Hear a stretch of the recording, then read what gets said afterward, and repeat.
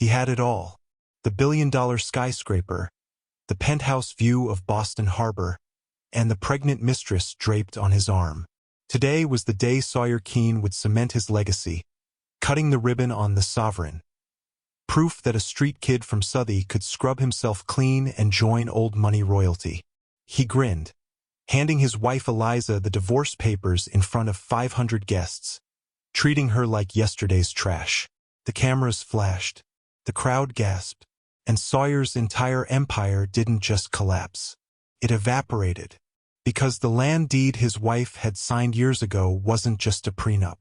It was a time bomb, and the moment he admitted to adultery on that stage, the ground beneath his billion-dollar tower stopped being his. It became Boston's. The evening of the gala, Sawyer Keene had been preparing since early afternoon. This wasn't just another ribbon cutting. Today was Coronation Day. The day Boston's elite would finally stop whispering mob money and start saying visionary developer. At their penthouse apartment, his wife Eliza sat in an oversized cardigan and reading glasses, surrounded by leather-bound books and yellow documents, a cup of tea steaming beside her laptop. "Coffee's ready," she said without looking up, her voice carrying that old Brahmin flatness that had once impressed him and now just annoyed him. Sawyer scoffed, heading to prepare for the evening. Through the floor-to-ceiling window 52 stories below, the Boston seaport was transforming. His skyscraper, the Sovereign, rose like a monument of glass and steel, its crown catching the fading afternoon light over the harbor. His building, his city. "You seem distracted, Eliza," he called out. "Worried about tonight? Don't be. Just smile and look respectable. That's all old money's good for anyway." "I'm not worried, Sawyer," she replied, her voice measured. "I'm reviewing property records." The Historical Land Registry updated some files from the 1840s. "There are complications with reversionary clauses." Sawyer rolled his eyes. Reversionary clauses. Eliza and her dusty legal obsessions. When he'd married her 8 years ago, she'd been perfect. A Cabot descendant with nothing left but a name and a crumbling brownstone in Beacon Hill. He'd paid off her family's debts. She'd given him legitimacy, a transaction. "Let the lawyers handle the boring stuff, babe," he said. "That's what I pay Goldstein and Associates 7 figures for. You just need to show up and look like you belong." He didn't hear her response. Later that afternoon, Eliza tried again. "Sawyer, we need to talk. I spoke with the title insurance company last night." He stopped, genuinely irritated. "Eliza, I absolutely do not have time for this. Tonight is the grand opening. The governor's coming. 3 senators. The Boston Globe is running a profile. I am this close to getting a seat on the Museum of Fine Arts board. This is about the land under the Sovereign. The deed your legal team filed has a conditional." Conditional? He finally looked at her. Really looked. The faded Wellesley sweatshirt. No makeup. Hair in a loose bun held by what looked like a pencil. This was what he came home to. He thought of Harper, 28, golden-skinned, 6 months pregnant with his child, currently waiting at the Mandarin Oriental wearing the emerald dress he'd bought her. Harper, who laughed at his jokes. Harper, who didn't lecture him about property law. "Eliza," he said, using the voice one uses with a confused elderly relative. "Whatever dusty piece of paper you found, it doesn't matter. I own that building. My name is on everything. We can talk about your little historical project tomorrow. Okay." He kissed the top of her head. Her hair smelled like old libraries. "I'll be late. Don't wait up." "Sawyer, wait." She stood pale. "I need you to understand what you signed. That clause about ancestral land preservation is not symbolic. It's a fee simple determinable with. Love you, babe," he said, already moving away. He was already texting Harper. 20 minutes. "Where the emerald? Hi slit. Tonight you're my queen." A genuine smile touched his lips. Tonight wasn't just about unveiling the Sovereign. It was about unveiling his new life. He'd been positioning Harper for months. introducing her as his development consultant, letting her take credit on permits, building her profile. The old money snobs saw her as a trophy. Sawyer saw her as his future, young, fertile, ambitious. And tonight, after he signed the divorce papers he'd already had prepared, after Eliza slunk back to whatever adjunct professor position she could scrape together, he would introduce Harper to Boston society as the mother of his heir. The next generation of Keens would be his design. No boring trust funds. No guilt about stolen land. Just power. But Sawyer had forgotten something. Old money doesn't fight with fists. It fights with deeds that outlive empires. And the trap had been set long before he ever picked up the scissors. Sawyer Keen stood in front of the bathroom mirror at 6:47 p.m., scrubbing his hands for the third time in 10 minutes. The soap was imported, some artisanal bergamot blend Harper had ordered, but it wasn't about the scent. It was about the ritual. Wash away the Southey. Wash away the blood money. Wash away every backroom deal and broken kneecap that had built his empire. He dried his hands on a towel so white it looked sterile, then inspected his reflection with the focus of a surgeon. The tuxedo was flawless Brioni, tailored on Seville Row, cut to make his shoulders look broader and his waist narrower. But it was the neck that obsessed him. He tilted his chin up, checking the collar line. The tattoo, a crude Celtic cross he'd gotten at 16 in a Dorchester basement, still peeked out just above the fabric. "Damn it," he muttered, adjusting his bow tie higher, tugging the collar tighter until it bit into his skin. Better to choke than to look like what he used to be.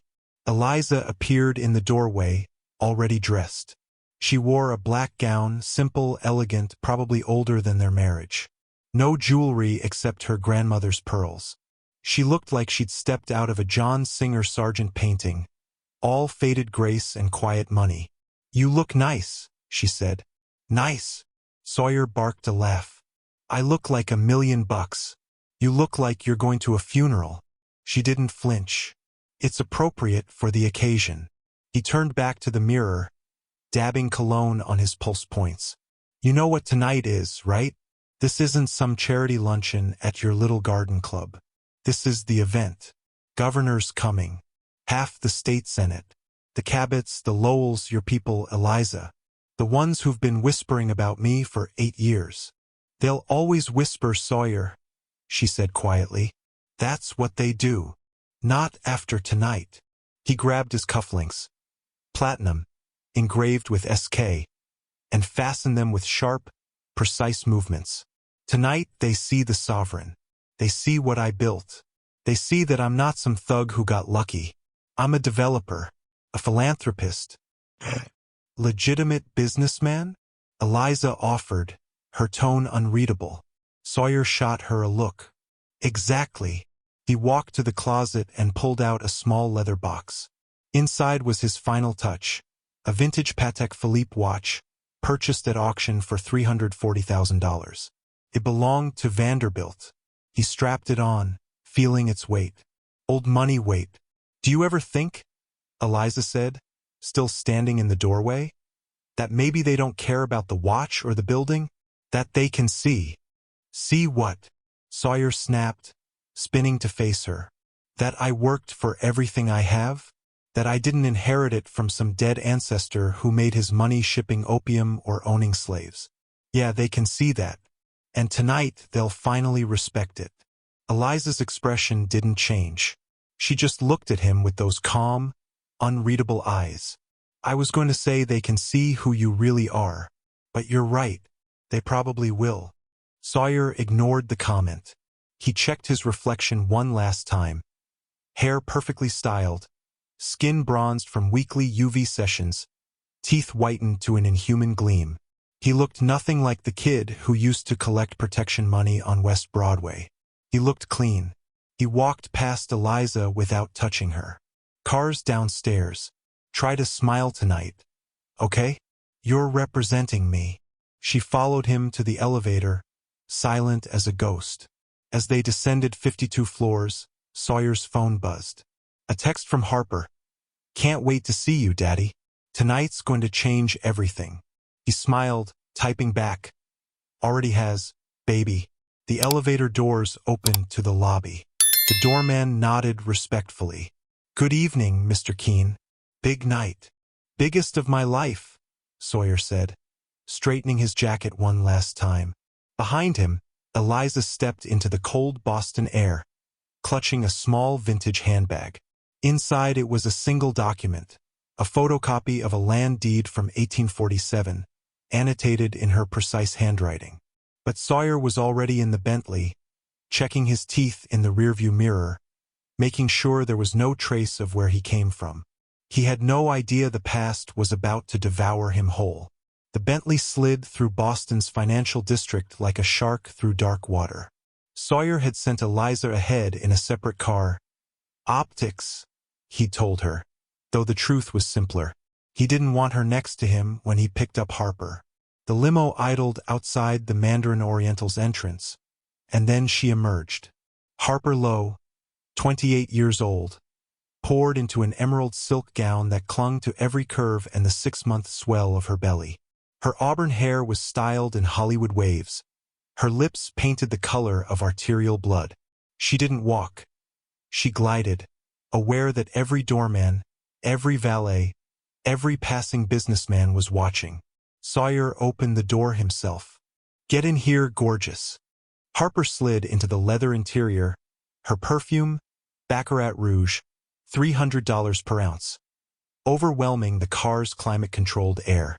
She immediately draped herself across his lap, one hand going to his chest, the other to her belly. How do I look? She purred. Like every man's fantasy, Sawyer said, his hand possessive on her thigh. Like the future Mrs. Keene. She laughed, a bright, crystalline sound. Is the old model gone yet? Papers are signed. I'm serving them tonight. Public. In front of everyone. He grinned. She'll be so humiliated she'll slink back to whatever adjunct professor cave she crawled out of. Harper sat up, her eyes gleaming. You're really doing it? Tonight? At your event. Our event, Sawyer corrected. And yeah, I want everyone to see. Old Sawyer would have done it quietly, shameful. New Sawyer? I make moves in broad daylight. I'm not hiding you anymore, baby. You're walking in with me. You're sitting at the head table. I'm introducing you as my, he paused for effect, Director of Community Relations. Harper threw her head back laughing. Community Relations? Sawyer, I don't even know what that means. It means you look beautiful and you're carrying my son. That's the only credential that matters. He pulled her closer. Tonight, Boston sees the real future. Not some dusty bloodline. Not old books and old money. Youth, power, fertility. Harper's smile turned wicked. Speaking of old and dusty, did you see what your wife was wearing when we passed her car? Sawyer had spotted Eliza's town car 3 vehicles ahead. Don't remind me. Black dress. It looked like it was from a museum. And those sad little pearls. Harper made a pitiful sound. Bless her heart. She dresses like someone's dead grandmother. She basically is, Sawyer said. That whole family, Cabots, all those Brahmin types, they're extinct. They just haven't figured it out yet.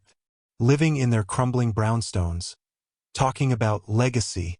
While eating ramen because great-great-grandpa blew the fortune in 1929.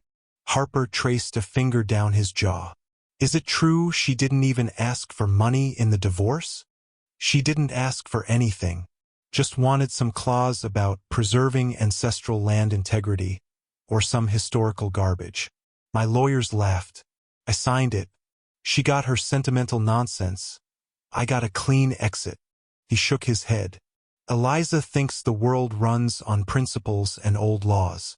She has no idea how things actually work. And what do I get? Harper asked, her voice dropping to a whisper. When this is all done? Sawyer's hand moved to her stomach. Everything.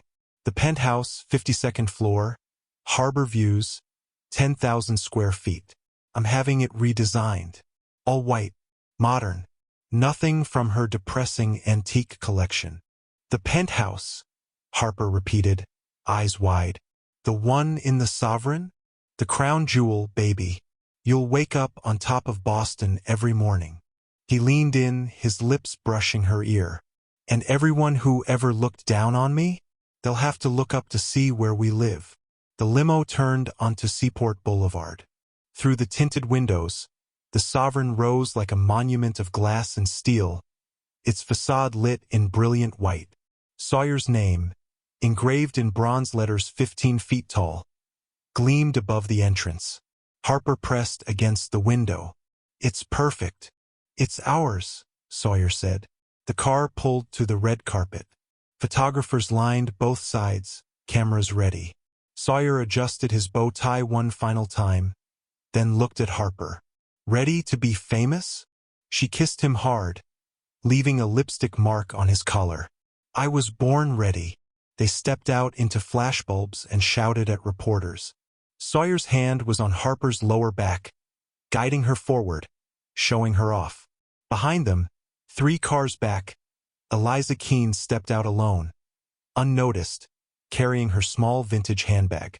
She watched Sawyer and Harper pose for photographs, his hand protective on her pregnant belly. Eliza's expression remained perfectly neutral, but her grip on the handbag tightened. Inside it, the deed waited. They stepped into the sovereign together, Sawyer's hand possessive on Harper's back as cameras flashed one final time before the golden doors closed behind them. The grand ballroom of the sovereign was a temple to excess. Crystal chandeliers the size of compact cars hung from 30-foot ceilings. The walls were floor-to-ceiling glass overlooking Boston Harbor, where yachts bobbed like toys in the darkness. A champagne fountain carved from Carrara marble dominated the center of the room, flanked by ice sculptures of the Boston skyline. 500 guests in black tie and diamonds milled about, their voices creating a low hum of wealth and power. Sawyer stood near the entrance, greeting arrivals like a king receiving tribute. Governor Patricia Holbrook, Senator Richard Chun, the Cabots, the Forbeses, names that had been in Boston since the Mayflower, names that had never invited him to their clubs or their galas. Until tonight. Governor, thank you for coming, Sawyer said, shaking her hand with both of his, holding it just a moment too long. Your support for the seaport development meant everything. Governor Holbrook smiled diplomatically. It's an impressive building, Mr. Keene. Quite a feat of engineering. Please call me Sawyer. He gestured to the glass walls. This isn't just a building. It's a statement. Boston isn't a museum. We're the future. The governor's smile tightened slightly. Of course. Where is your wife? Eliza Cabot Keene? I've been meaning to discuss the Historical Society fundraiser with her. Sawyer's jaw tensed. Oh, she's around somewhere. You know Eliza prefers to stay in the background. He pivoted smoothly. But let me introduce you to someone who's been instrumental to this project. Harper Lowe, our Director of Community Relations. Harper materialized at his elbow, radiant in emerald silk, her pregnant belly impossible to ignore. She extended her hand. Governor Holbrook, it's such an honor. The governor's eyes flicked from Harper to Sawyer to Harper's stomach, doing the mental math. Her handshake was brief.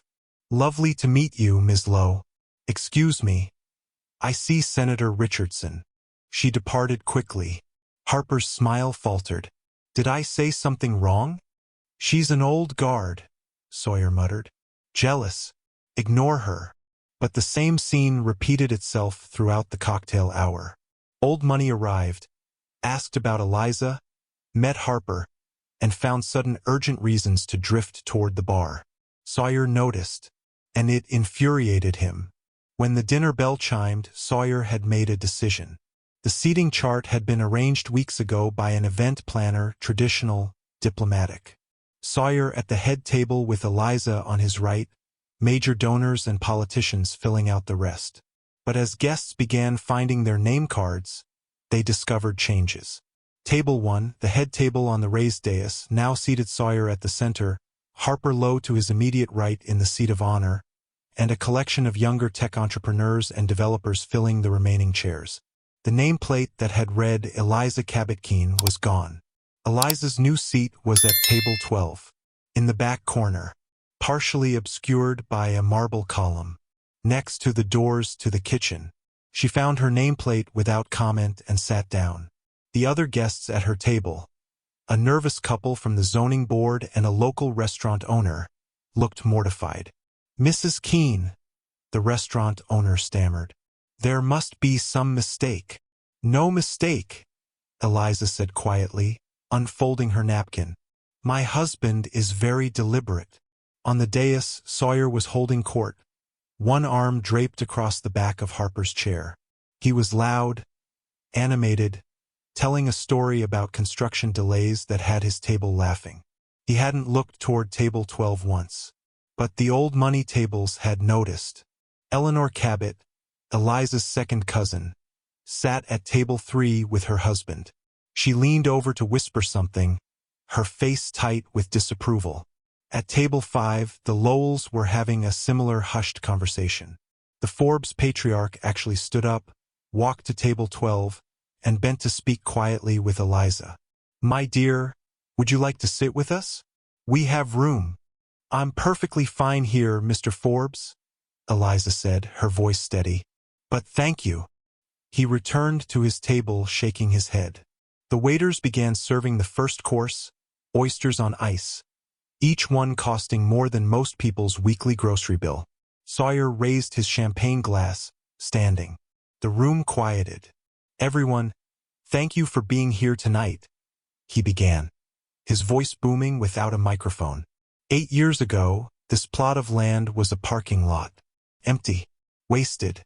People said it couldn't be developed. Too many regulations. Too expensive. Too risky. He paused for effect. But I didn't listen to what couldn't be done. I asked what should be done. Polite applause rippled through the room. Harper gazed up at him adoringly, her hand resting on her belly.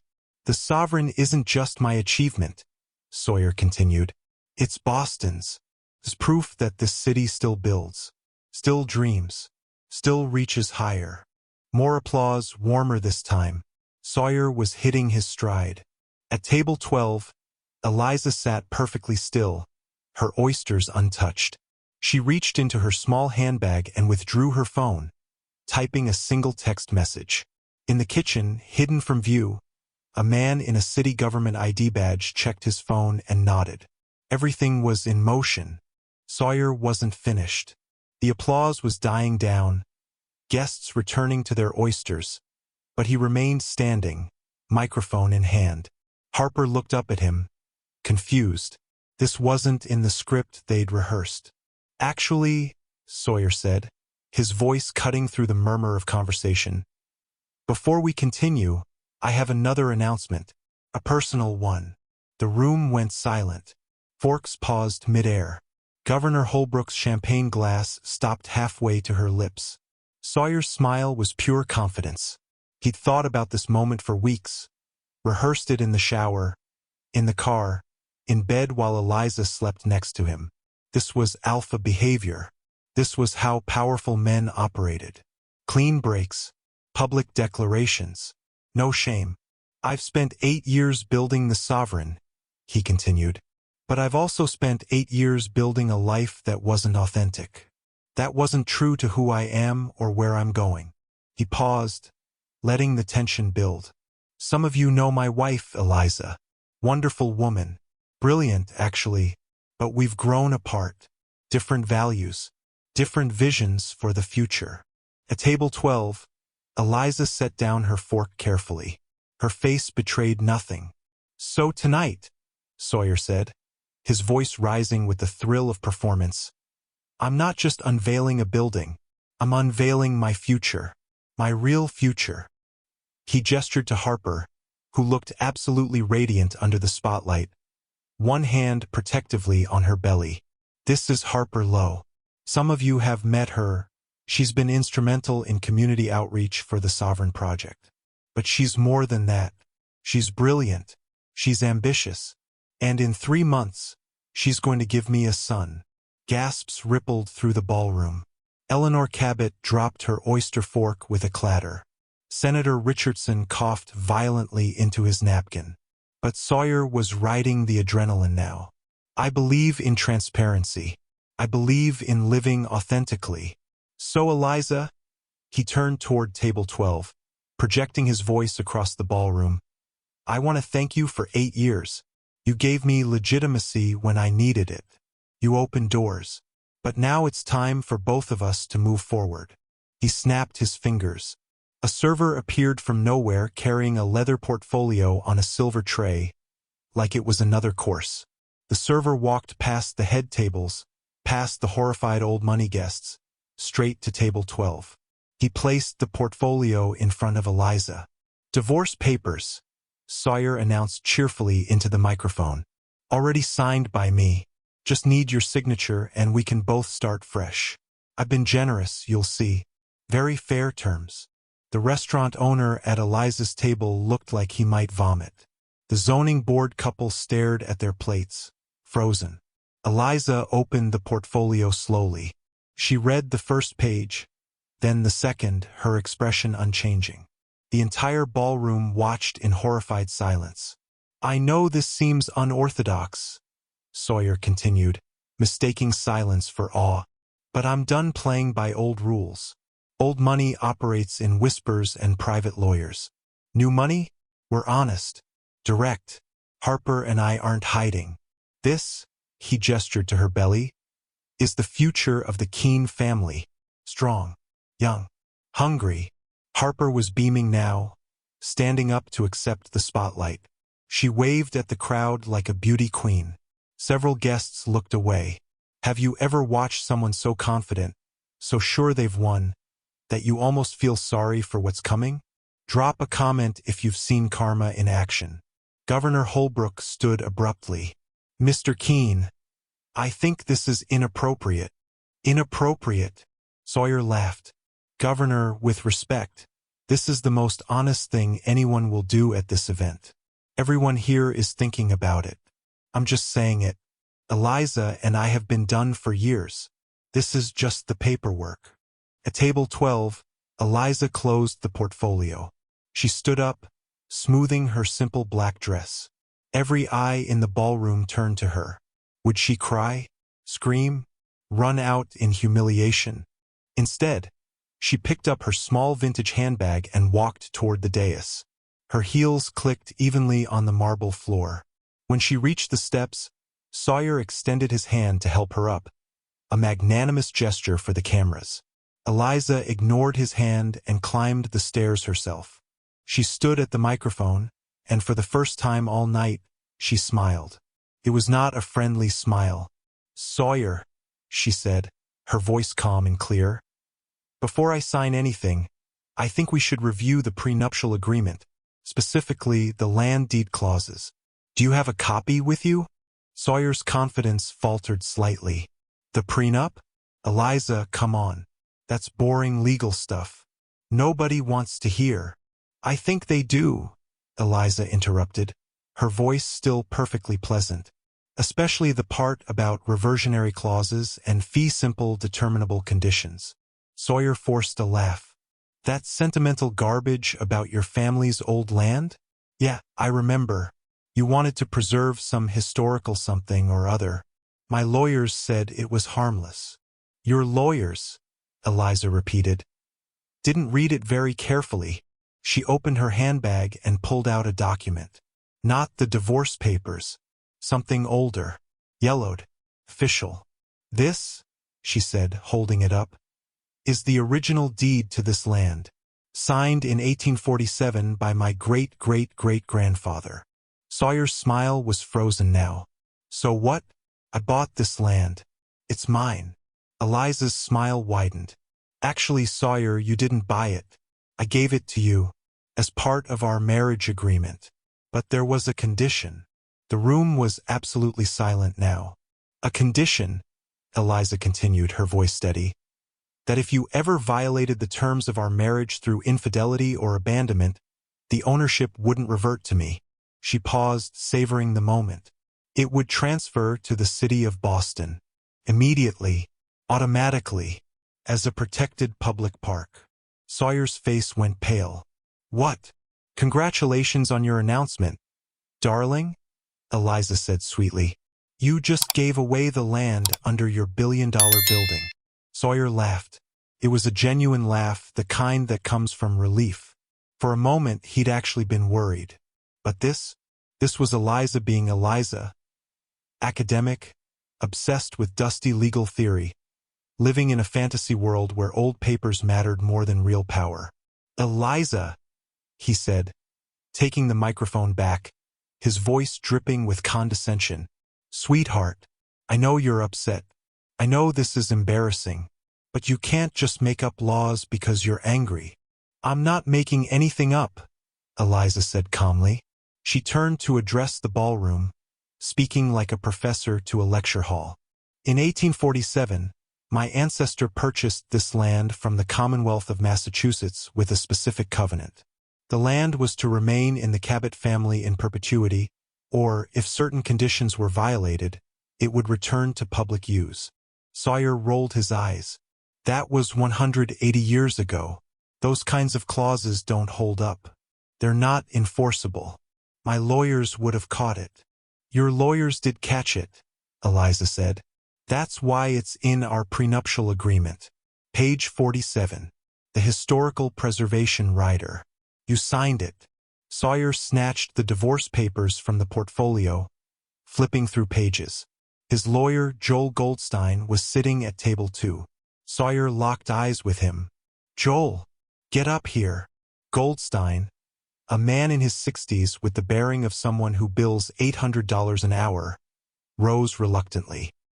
He climbed the dais, whispered urgently in Sawyer's ear while scanning the prenup on his phone. The color drained from Goldstein's face. Sawyer, he whispered, but his voice carried in the silent ballroom. She's right. There's a fee simple determinable clause, with a condition subsequent. If you, he glanced at Harper at her pregnant belly, if you violated the marital contract through proven infidelity, the land deed contains an automatic reverter to the city as a conservation easement. Sawyer stared at him. In English, Joel. You don't own the land anymore, Goldstein said quietly. The moment you admitted to the affair publicly, the deed transferred. Automatically.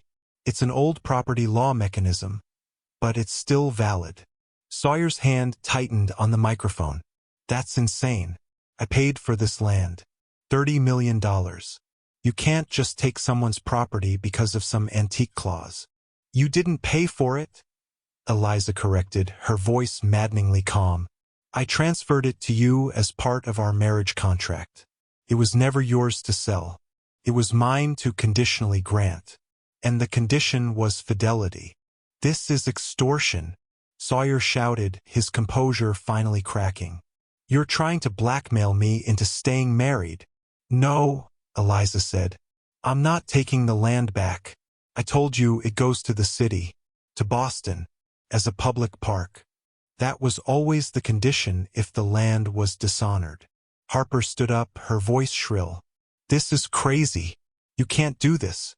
We'll sue. We'll fight this. Fight what?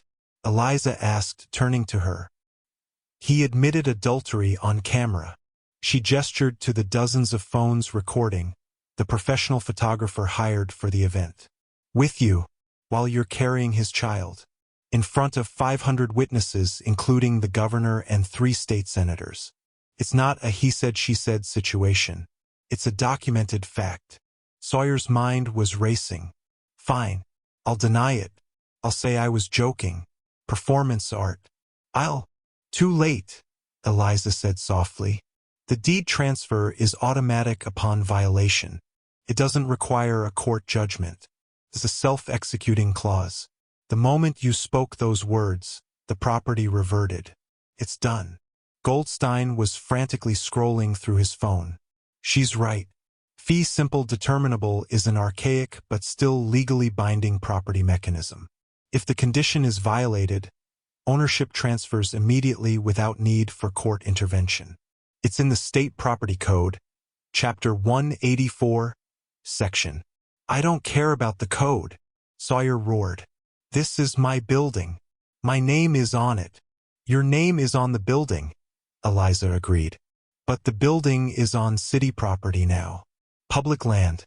Which means... She paused, letting it sink in. You're trespassing. A door at the back of the ballroom opened. 3 people entered, 2 in Boston police uniforms, 1 in a suit carrying a briefcase. They walked with purpose toward the dais. The man in the suit stepped up to the microphone. Good evening.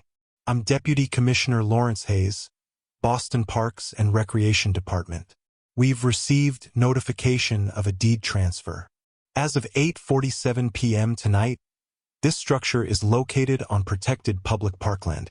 You're in violation of City Ordinance 16-204. You need to cease operations immediately. The ballroom erupted. Guests were standing, shouting questions, pulling out phones. Governor Holbrook was in urgent conversation with her chief of staff. Senator Richardson was already heading for the exit. Sawyer grabbed the commissioner's arm. You can't be serious. This is a billion-dollar building. You can't just shut it down. We're not shutting down your building, Mr. Keene, Commissioner Hayes said, pulling his arm free. We're informing you that it's on public land without proper permits.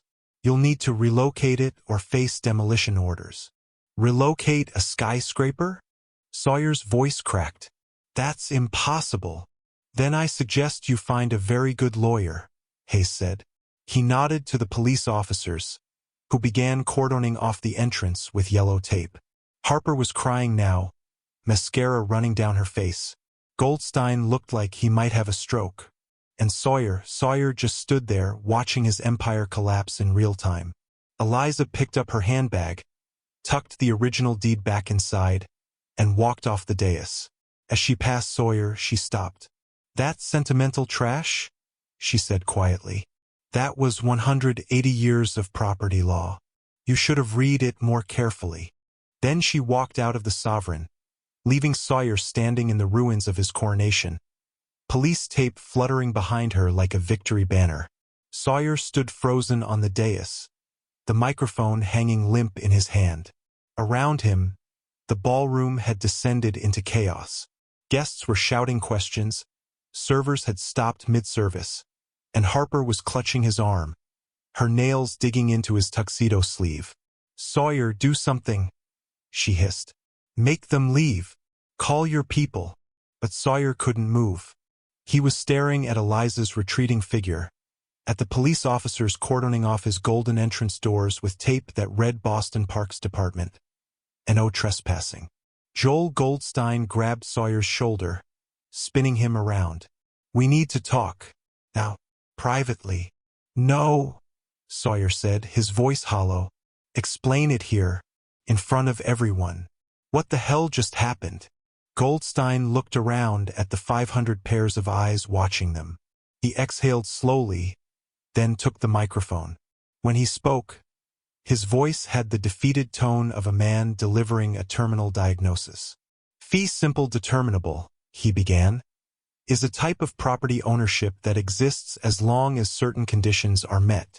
It's an old law, we're talking medieval English common law that was adopted by Massachusetts in the 1600s. Most lawyers never encounter it because it's archaic. But it's still legally binding. In English, Joel, Sawyer growled. You never owned this land, Goldstein said flatly. Mrs. Keene transferred it to you under a conditional deed.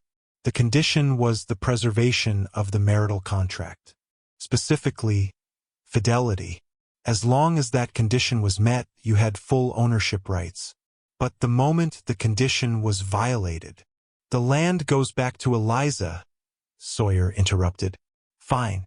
We'll negotiate. I'll pay her whatever she wants. It doesn't go back to Eliza, Goldstein said, his voice rising. That's what you're not understanding. Fee simple determinable doesn't revert to the grantor. It transfers to a third party automatically. In this case, the city of Boston, as specified in the original 1847 deed covenant. It's called a possibility of reverter clause, and when it's triggered, it happens instantly. There's no grace period, no court approval needed. No negotiation. Sawyer's face was turning red. That's impossible. You can't lose property because of a divorce. You didn't lose it because of a divorce, Goldstein said. You lost it because you violated the conditions subsequently, the fidelity clause, and then you admitted it publicly on camera in front of government officials. He gestured to Governor Holbrook, who was standing near the exit with her security detail, watching the spectacle with barely concealed horror. You provided documentation of the violation yourself. Harper's voice was shrill. But he built a billion-dollar building on it. You can't just take land that has a building on it. Goldstein turned to her, his expression almost pitying. Ms. Lowe, the law doesn't care what's on the land. The building is Mr. Keen's property. The land is not, which means the building is now illegally occupying public parkland. So move the building, Sawyer said desperately. We'll jack it up, relocate it. A 52-story skyscraper? Goldstein's laugh was bitter. That's not structurally possible. And even if it were, it would cost more than the building is worth. The foundation is poured. It's anchored to bedrock. The only way to remove it is demolition. The word hung in the air like a death sentence. Demolition. Sawyer felt his legs weaken. He grabbed the edge of the podium for support. There has to be a way out. An appeal. A loophole. Something. Goldstein shook his head. I've been practicing property law for 34 years. I've seen fee-simple, determinable clauses in textbooks. I've never seen one executed in real life because they're so rare and so dangerous. But when they're triggered, they're absolute. It's a self-executing law. The deed transfer already happened. Legally, the moment you admitted adultery, you stopped owning this land. Commissioner Hayes stepped forward, his voice calm but firm. Mr. Keen, I need you to understand the situation. As of now, the sovereign is a structure on protected public land without proper authorization. You have 72 hours to begin remediation, which means either relocating the structure or filing for demolition permits. 72 hours? Sawyer's voice cracked. To demolish a billion-dollar building? To begin the process, Hayes corrected. The actual demolition will take months, and it will be at your expense. The city isn't responsible for removing illegal structures from public land. That's the property owner's responsibility. I am the property owner, Sawyer shouted. You own the building, Hayes said patiently. You don't own the land. That's the problem. Sawyer spun to Goldstein. Sue. Sue everyone. Sue Eliza for fraud. Sue the city for taking property without compensation. Sue. On what grounds? Goldstein interrupted. She didn't defraud you. You signed the prenup. I reviewed it myself. I missed the clause because it was buried in historical preservation language, and frankly, I didn't think 18th century property law would ever come into play. But it's legal. It's binding. And you violated it on camera. Sawyer turned to the ballroom, searching for allies. The old money tables were empty. The Cabots, the Lowells, the Forbeses had all quietly exited during the chaos. The politicians were gone. Only the younger crowd remained, phones out, recording everything. This wasn't just a business disaster. This was going to be everywhere. Social media, news, late-night comedy shows. The mob boss who lost his empire because he couldn't keep his pants zipped. Harper was sobbing now, her mascara streaking down her face in black rivers. What about the penthouse? You promised me the penthouse.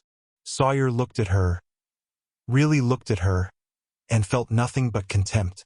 She wasn't brilliant. She wasn't the future. She was just another mistake in a long line of mistakes. And now she was visibly pregnant with his child while his entire world burned down around him. Get out, he said quietly. What? Get out of my building. Now. Harper's face twisted. You bastard. You promised me. Security, Sawyer shouted. Two men in dark suits appeared. Escort Ms. Lowe out. As Harper was led away screaming, Sawyer turned back to Goldstein. How bad is this? Financially? Goldstein pulled out his phone, fingers moving rapidly across the calculator app. The building cost $1.2 billion to construct. Demolition of a structure this size, in this location, with environmental considerations and harbor proximity. Conservatively, $400 to $500 million. Plus you've got liens from contractors, outstanding loans, you leveraged everything for this project. If you can't operate, you can't generate revenue. If you can't generate revenue, he didn't finish the sentence. He didn't need to. Bankruptcy. Ruin. The end. Sawyer Keene, the man who'd clawed his way from sooty poverty to billion-dollar penthouses, was about to lose everything because he didn't read the fine print. And somewhere in the Boston night, Eliza Cabot Keene was probably pouring herself a cup of tea, her simple black dress hanging in a closet, her conscience perfectly clear. The next 12 hours unfolded like a slow-motion car crash. By midnight, the ballroom was empty except for abandoned champagne flutes and wilted ice sculptures. The guests had scattered, some in shock, others in gleeful anticipation of the gossip they'd spread. Sawyer stood alone on the dais, his bow tie undone, his phone pressed to his ear as he screamed at his fourth lawyer of the night. "I don't care if it's midnight.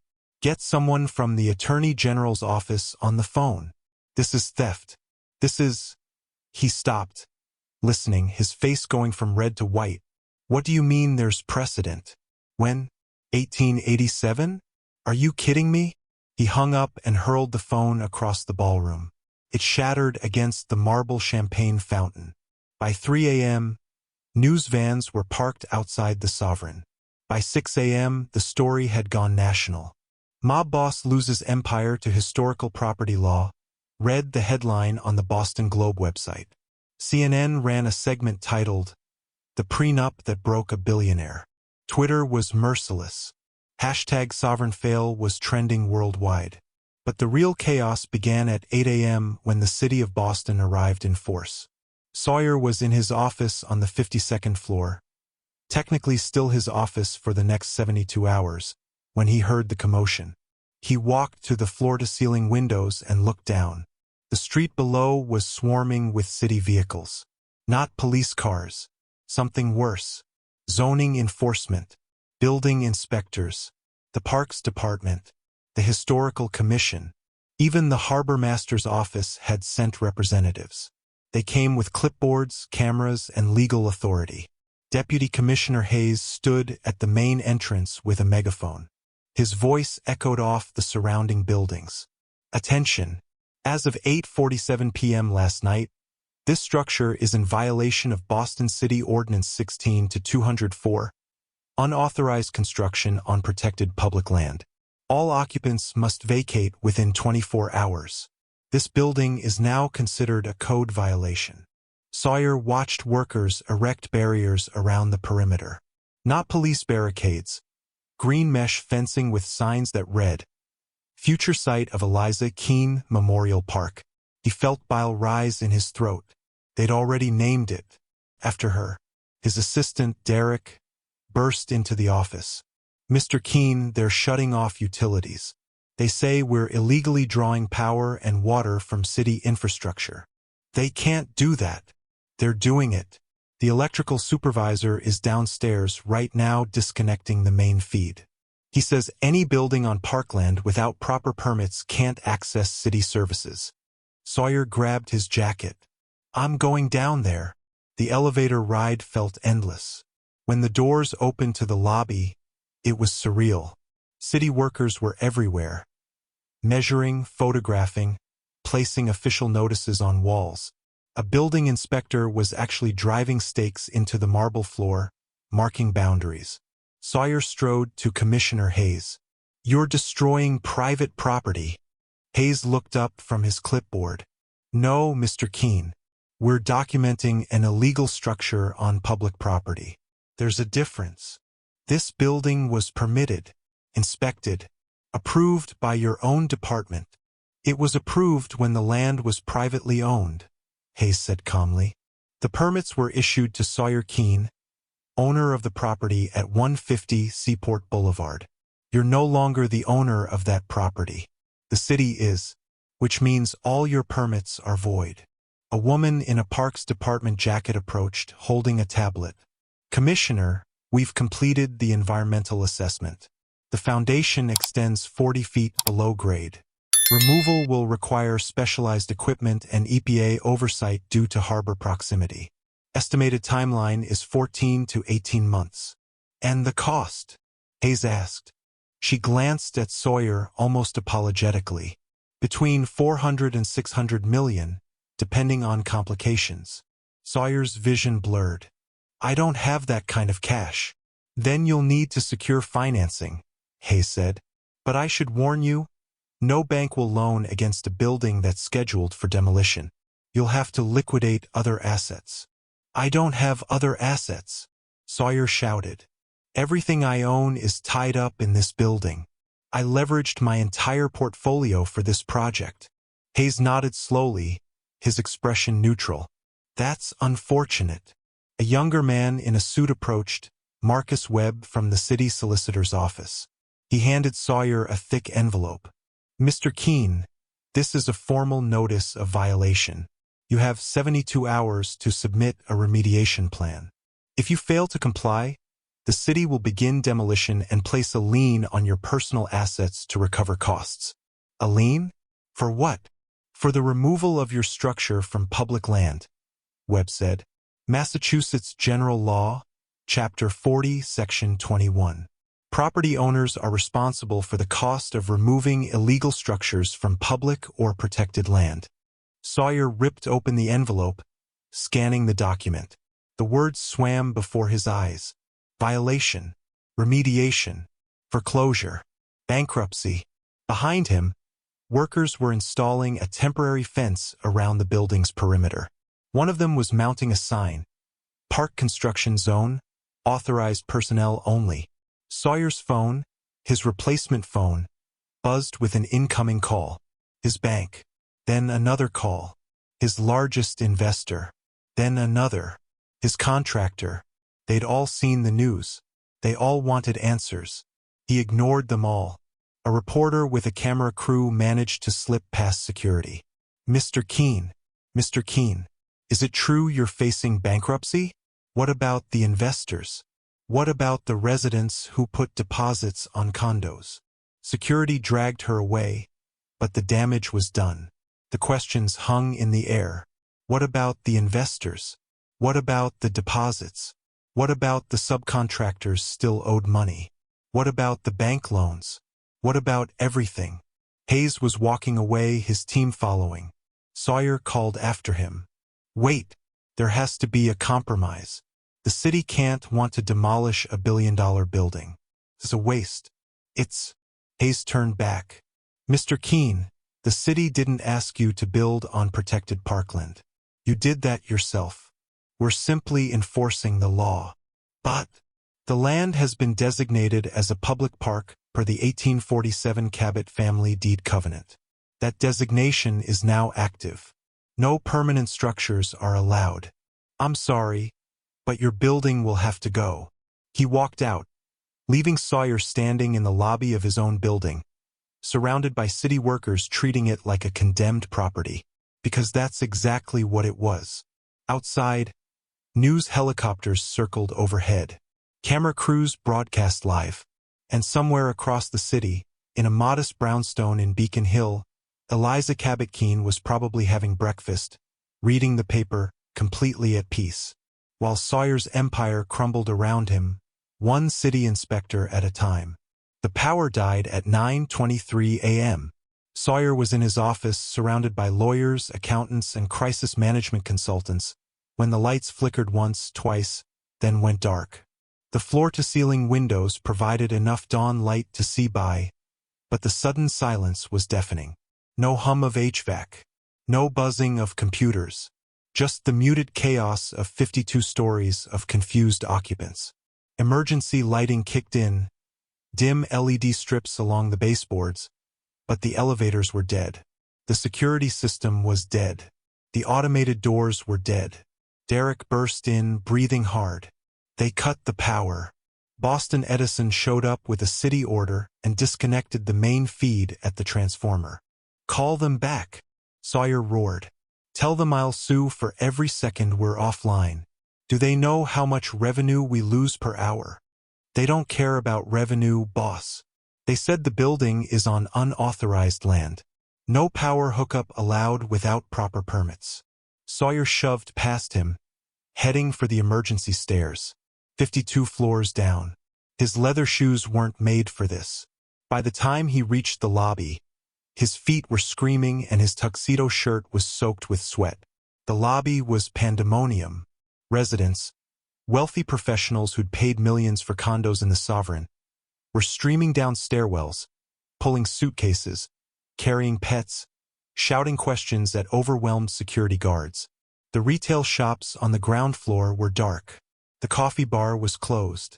The concierge desk was abandoned. And at the entrance, Boston police were setting up barricades. Sawyer shoved through the crowd. What the hell is this? The officer at the door, a woman in her 40s with sergeant stripes, didn't look impressed. Building evacuation, sir. City order. Everyone out in the next 6 hours. Evacuation? This building is occupied. We have residents, businesses. You can't just kick everyone out. We can, and we are. She handed him a document stamped with the city seal. Emergency evacuation order. The building is in violation of structural codes due to unpermitted construction on public land. For public safety, all occupants must vacate until the situation is resolved. A man in a three-piece suit pushed forward. I'm Lawrence Reinhardt. I own a condo on the 48th floor. I paid $3.2 million for that unit. You can't make me leave my own property. The sergeant didn't blink. Sir, your unit is located inside a structure that's illegally occupying city parkland. You're welcome to take your personal belongings, but you cannot reside here. If you refuse to leave voluntarily, you'll be removed and charged with trespassing. Trespassing? Reinhardt's face turned purple. In my own home? It's not your home anymore, sir. It's a code violation. More residents pressed forward, shouting. A woman holding a crying toddler. An elderly couple who'd moved in just last week. A young tech executive who'd thrown a housewarming party 2 days ago. All of them were angry. All of them looking at Sawyer. You did this, Reinhardt screamed, jabbing a finger at Sawyer's chest. You knew. You had to know. My lawyers are going to destroy you. Security moved to intervene, but Sawyer held up a hand. I didn't know. This is my wife's fault. She sabotaged me. Some crazy legal loophole. I'm the victim here too. You're the victim? A woman's voice, sharp and bitter. It was Mrs. Chun from the 34th floor. My daughter's wedding is next month. We were hosting it in the Sky Lounge. We paid deposits. And now you're saying the building is being demolished. Not demolished, Sawyer said desperately. We're going to fight this. We'll appeal. We'll, Mr. Keene. The sergeant's voice cut through the noise. You need to step outside. Now. I own this building, Sawyer shouted, his composure finally shattering. My name is on the deed. In the lobby. On every piece of marketing. This is mine. The sergeant's expression didn't change. Sir, you own the building. That's not in dispute. But you don't own the ground it's sitting on. So if you want to keep your building, I suggest you move it. Move it? It's a skyscraper. Then that's your problem, isn't it? She gestured to her officers. Barricade the entrance. Nobody in or out except for evacuation purposes. Yellow police tape went up across the golden doors. The doors Sawyer had commissioned from Italy. The doors that cost $80,000. The doors that were supposed to welcome Boston's elite into his kingdom. Now they were wrapped in cheap plastic tape that read, Boston Police, do not cross. A moving truck pulled up. Then another. Then a convoy of them. Residents were already calling movers, scrambling to get their possessions out before the deadline. Sawyer walked outside, stepping past the barricades onto Seaport Boulevard. He turned to look at his building, his monument, now surrounded by police tape and city vehicles like a crime scene. A photographer from the Globe snapped his picture. "Mr. Keene, how does it feel to lose everything in one night?" Sawyer didn't answer. He couldn't, because the truth was too humiliating to speak out loud. It felt like drowning in public, like being stripped naked in front of the same people he'd spent years trying to impress. Like every insecurity he'd ever buried under expensive suits and expensive buildings had been dragged into the daylight for everyone to see. A city worker was installing another sign on the temporary fencing. "Coming soon, Eliza Keene Memorial Park. A gift to the people of Boston." Sawyer read it 3 times before the words sank in. Memorial Park. Like she was dead. Like he'd killed her. But she'd killed him instead. And she'd done it with a smile and a piece of paper from 1847. Behind him, Commissioner Hayes was giving an interview to a news crew. "This is a victory for historical preservation and proper land use. The Cabot family's original deed always intended this land to serve the public good. Today we're honoring that legacy." Sawyer's phone buzzed. His bank, his investor, his contractor, his insurance company. His mother, who'd seen the news and was calling from Florida, was crying. He ignored them all and just stood there, watching workers tape off his billion-dollar dream like it was a condemned building in Southie. Which, legally speaking, it was. 6 months later, Sawyer Keene stood behind a chain-link fence watching a wrecking ball demolish his dreams. The morning was overcast, typical Boston spring drizzle, turning the construction site into a mud pit. He'd aged a decade and half a year, his hair now streaked with gray. His custom suits sold off and replaced with an off-the-rack sports coat that didn't quite fit. The Patek Philippe was gone, auctioned to pay contractors. The penthouse was gone, seized by creditors.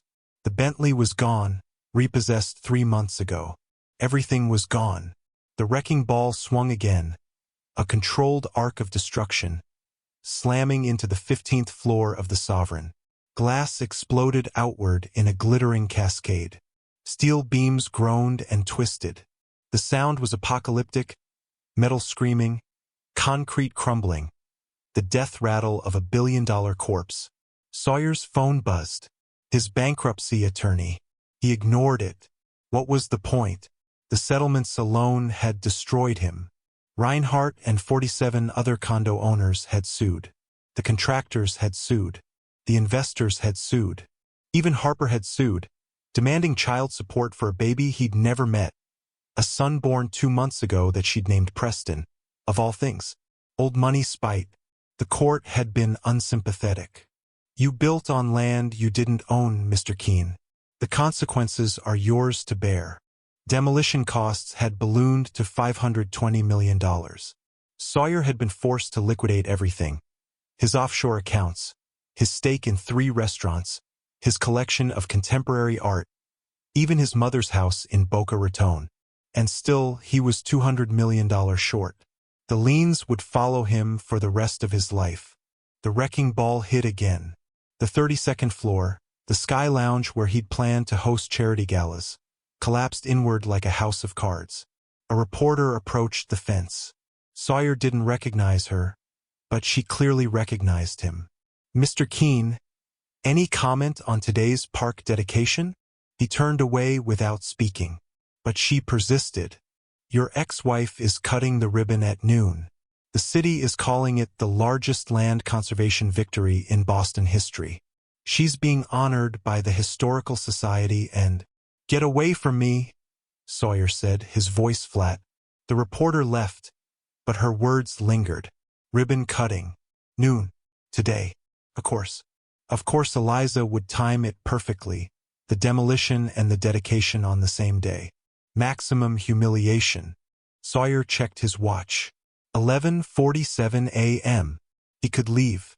Go back to the studio apartment in Quincy he was renting month to month. Avoid witnessing his final defeat. But he didn't move. He stood there, gripping the chain-link fence, watching his building die. At 11:58 a.m., the wrecking ball paused. The demolition crew took a break. And across the construction site, on a small platform erected near Seaport Boulevard, a crowd began gathering. Sawyer could see them clearly.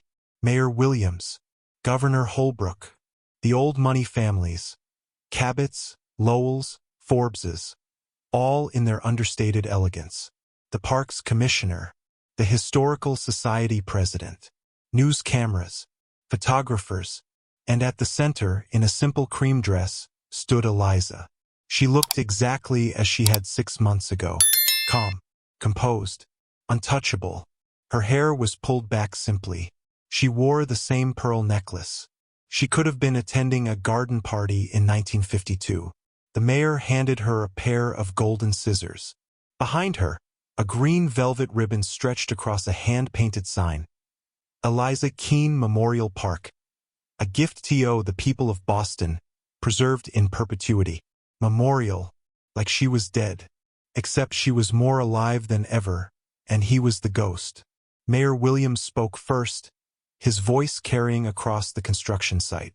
Today we celebrate not just the preservation of historic land, but the victory of principle over profit. Mrs. Keene could have sold this land for tens of millions. Instead, she honored her family's 180-year commitment to the public good. Applause. Genuine, warm applause. Governor Holbrook stepped up. In an era of unchecked development, Eliza Keene reminds us that some things are more valuable than money. Legacy, integrity, stewardship. More applause. Sawyer felt sick. Then Eliza spoke. Her voice was quiet, but it carried. My great-great-great-grandfather purchased this land in 1847 with a promise that it would serve Boston in perpetuity, either through family stewardship or public use. For 178 years, my family kept that promise. Today, I'm honored to fulfill it. She raised the scissors. The crowd leaned in. Cameras flashed. This park will be a place for everyone. Not just the wealthy. Not just the connected. Everyone. Because that's what Boston is supposed to be.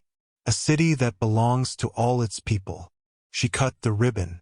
Fell away in 2 pieces. The crowd erupted in applause. Sawyer watched her step onto the grass. The same grass that would eventually cover the footprint of his demolished building. Children were already running across it, laughing, playing. A group of college students was setting up a picnic. An elderly couple was walking hand in hand along a new pathway. In 6 months, there would be trees here, benches, a playground, maybe a small monument explaining the history, and nowhere in any of it would Sawyer Keene's name appear. He'd wanted to build a legacy. He'd wanted his name in bronze, 15 feet tall, permanent. Instead, Eliza had erased him completely and become a hero doing it. The wrecking ball swung again. The 40th floor exploded into dust and rubble. Sawyer stood there, hands gripping the fence, watching gravity reclaim what hubris had built. A voice behind him. Are you still here, boss? He turned. It was Tommy Rourke, one of his old crew from Southie. Not a lawyer or an investor. Just a guy who'd known him since they were kids breaking into cars on West Broadway. Nowhere else to be, Tommy. Tommy lit a cigarette, offering one to Sawyer. He took it, his first in 8 years. She played you perfectly, Tommy said, watching the demolition. Waited, set the trap, let you walk right in. Yeah, Sawyer said, smoke burning his throat. She did. They stood in silence as the sovereign fell, floor by floor, dream by dream, until there was nothing left but rubble and rain. And across the street, under a canopy of trees that would one day grow tall and green, Eliza Keene smiled for a photographer, her hand resting on the dedication plaque, her victory quiet and absolute. Old money doesn't shout. It doesn't need to. It just waits. And when the time is right, it erases you from history like you never existed at all. If you believe arrogance and betrayal should never win, hit that subscribe button. Only people like Sawyer scroll past without engaging. Comment old money wins. If you can't stand watching good people get publicly humiliated by those who think power means everything. And if the story proved that underestimating the quiet ones is the biggest mistake you can make, smash that like button. Because Sawyer thought he had it all figured out. He was wrong. Don't be like Sawyer.